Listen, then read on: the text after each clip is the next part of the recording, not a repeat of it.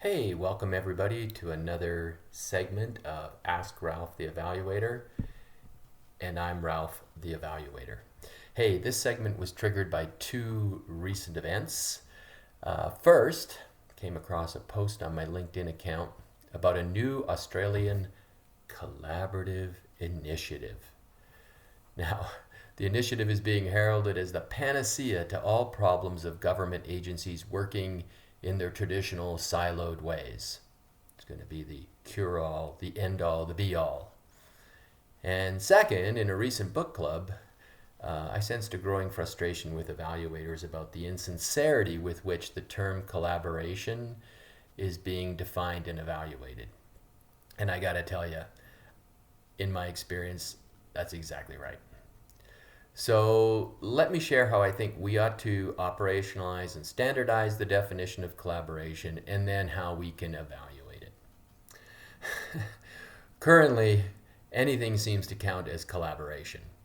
If you communicate with someone once a year by Zoom, hey, you're collaborating. And if you check a box that you reviewed something, well, you helped in that co-design, so you're collaborating. And if you're in a cooperative agreement, well, the term cooperative agreement says it all. Yeah, you provided a letter of support, but you never looked at it again. Well, you're still cooperating. Now, I say this all facetiously, but those of us who actually do evaluation, applied evaluators, we know this to be true. What we need is a definition of collaboration, right, that we can hang our hat on. We, evaluators, can hang our hat on. One that offers a standard, right, that can actually be evaluated. We always need standards against which to evaluate. That's what evaluation is. And so we need that standard when it comes to the term collaboration. So to do this, I suggest we apply our systems thinking skills, our understanding of how system parts actually work together to come up with a definition of collaboration. In systems, sorry about that. Sometimes I get confused with how I'm putting things together. But in systems, parts are intended to work together, and here's the key word, interdependently. Now that's a big word, so let me break that down in simple terms for our research friends. Yes, I haven't stopped criticizing our research friends who are infiltrating our field. That's yet another topic for another time. But anyway, let me break that term interdependent down for you.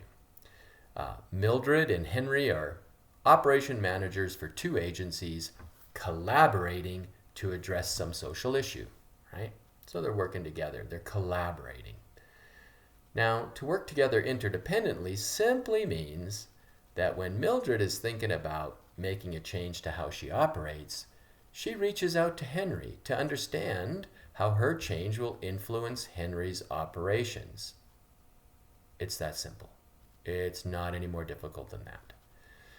Note though, that if we define collaboration in this way, that it helps operationalize the term. And we now know what it actually means to collaborate. So if we have a working definition of collaboration, the next question, of course, is how do we evaluate it? Now, you might think it's costly because you've been inundated by those researchers promoting tools like, social network analysis to evaluate collaboration. Well, hey, don't listen to those researchers. Most of their ideas, like SNA, are costly. And you know what? They only have explanatory power. They have no predictive power. And after all, like the major value of science is to use knowledge to predict what will happen, right? I mean, that's the whole point of science. And we need to remember as evaluators that our job is to give information that can assist internal decision making. We don't care, I don't care, we don't care about generalizing to other settings or being able to replicate findings over time. That's not our concern. Our concern is to be able to give the client information that is useful for them in guiding programmatic decisions. So evaluating interdependence can be as simple as just listening. God forbid we actually just listen, or reading source documentation. God forbid we do that too. for indicators that there's a culture of collaboration.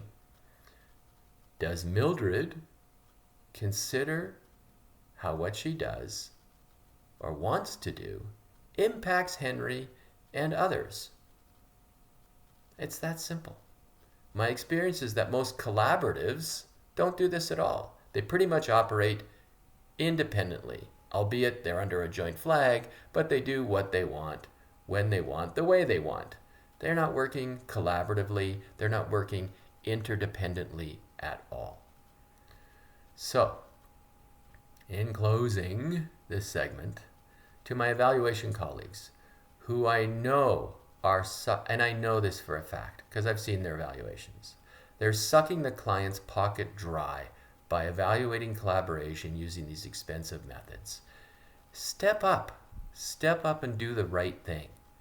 Define collaboration, use the system definition I've provided, draw on this idea of interdependence to operationalize it, and use simple indicators to let your client know whether they are really meeting their collaboration goals.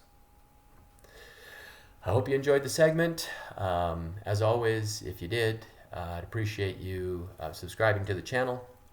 And go to my website, justevaluation.com, and sign up for a book club. And there's a place for you to share your ideas with others who have similar interests.